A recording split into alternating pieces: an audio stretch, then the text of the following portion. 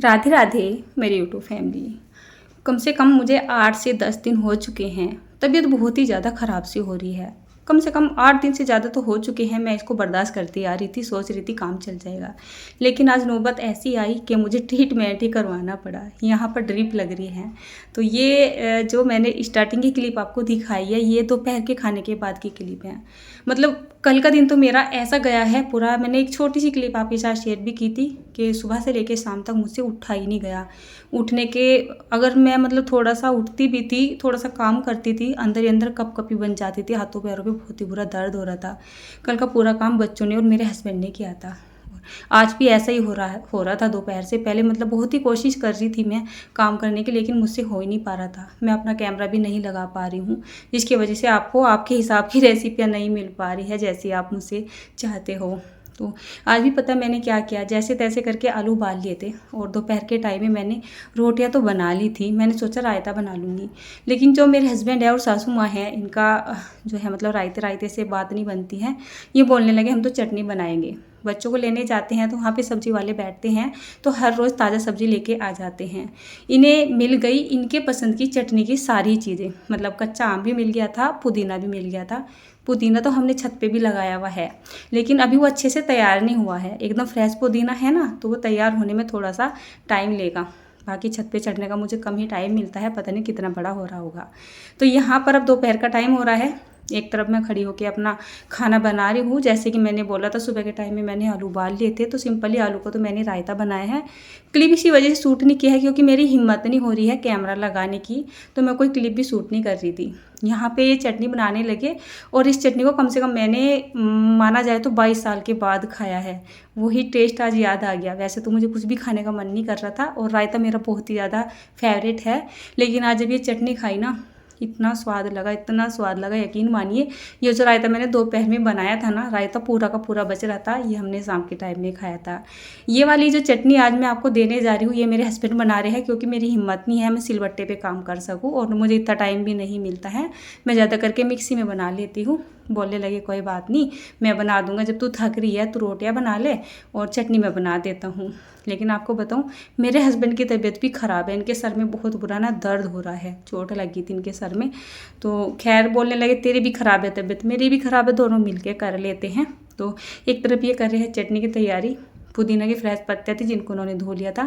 यहाँ पर कुछ हरी मिर्च काटी है और एक कच्चा आम काट लिया है। साथ में थोड़ा सा काला नमक डाला है, थोड़ा सा जीरे वाला पाउडर डाल लिया है, मतलब दरदरा सा कुटा हुआ जीरा डाल लिया है। ये मिर्च वाले डब्बे के पास ही पड़ा हुआ है मसाला दानी में से थोड़े से जो फ्लैक्स, जो थोड़े से छिलके वगैरह वो मिर्च के आ गए हैं। लाल मिर्च यहाँ पे बिल्कुल नहीं डाली गई है, हरी मिर्च डाली गई है। उसके बाद इस चटनी को बनाने में बड़ा टाइम सा लगता है। मिक्सी में तो ये झटपट से बन जाती है 1 आध मिनट में। सिलबट्टे पे अगर इसको बनाते हैं ना, तो कम से कम आप मान के चलो 15 से 20 मिनट लग ही जाती है। और एकदम बिल्कुल तसल्ली की तरह एकदम परफेक्ट तरीके से बनाते हो तब तो आपका आधा घंटा लगने वाला है। टेस्ट भी तो इतना ही अच्छा आता है।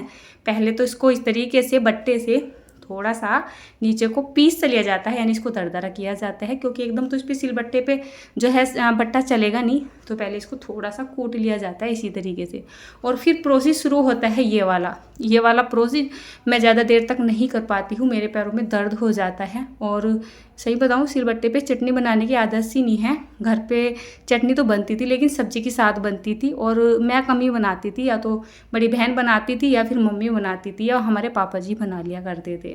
तो इनको भी पता है ये सिलबट्टे पे काम ज़्यादा नहीं कर सकती है, तो बोलने लगे मैं बना लेता हूँ। इधर आप देख ही रहे हैं मेरा चेहरा भी मुरझा रहा है। हाल कुछ ऐसा हो रहा है कि 2 दिन से ज़्यादा हो चुके हैं मुझे बाल भाए हुए। आपके साथ एक क्लिप शूट की थी ना, कन्यादान देने के लिए जा रहे हैं, उस दिन भी सुबह के टाइम में बहुत ही तबीयत ख़राब थी, तो मजबूरी थी कन्यादान करने की। गाज़ियाबाद गए थे अचानक से ही, उस दिन बाल गूँथ लिए थे और आज तक मेरे बाल भाने का भी मतलब हिम्मत सी कमी पड़ रही है। जितनी हिम्मत बनती है बस घर के काम में लग जाती हूँ। अपना ध्यान वास्तव में आप तो बोलती हो दीदी करते ही नहीं हो अपना ध्यान, तो वास्तव में नहीं करती हूँ। जितना मुझे टाइम मिलता है, जितनी मेरी हिम्मत बनती है ना, तो वो टाइम मैं अपने घर के काम में दे देती हूँ। सोच लेती हूँ बाल कहाँ जा रहे हैं, आज नहीं चल कल बना लेती हूँ। ये मेरी बड़ी घटिया सोच है। मुझे मेकअप शेकअप करने का तो टाइम नहीं है, और मैं इतना अपने आप पे ध्यान भी नहीं देती हूँ। मुझसे किसी ने शादी में पूछा था कि दीदी थोड़ी सी क्रीम दे दो, तो मैंने बोला क्रीम कौन सी चाहिए, बोले फेयर एंड लवली। मैंने बोला मेरे पास तो भगवान की दी हुई बहुत ही अच्छी क्रीम है, मेरे पास आपको क्रीम नहीं मिलेगी। यहाँ तक कि शादी में गए थे ना, तो सभी कपड़े वगैरह बदलते हैं, सभी बदल रहे थे, कोई साड़ी पहन रहा था, कोई कुछ कर रहा था, कोई मेकअप कर रहा था। मैं जैसे अपने घर से गई थी ऐसी की ऐसी ही थी शादी में, और मेरा मन सा भी नहीं ललचाता है, पता नहीं क्यों।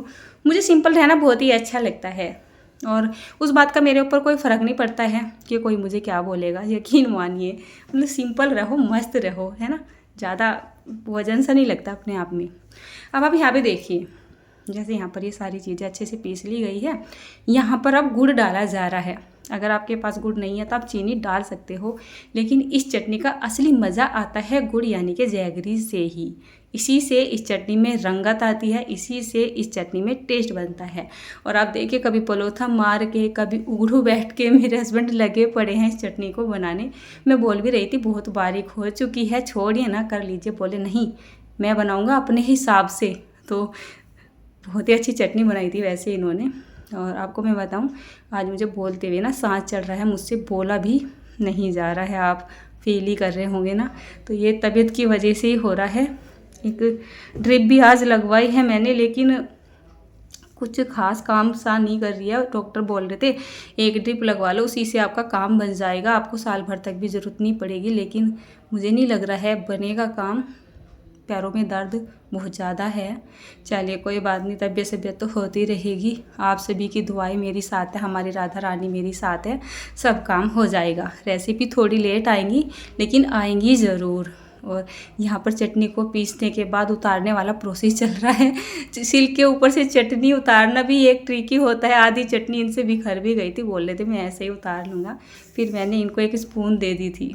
और ये हमारी चटनी बनके तैयार हो चुकी है, पुदीना और कच्ची कैरी की।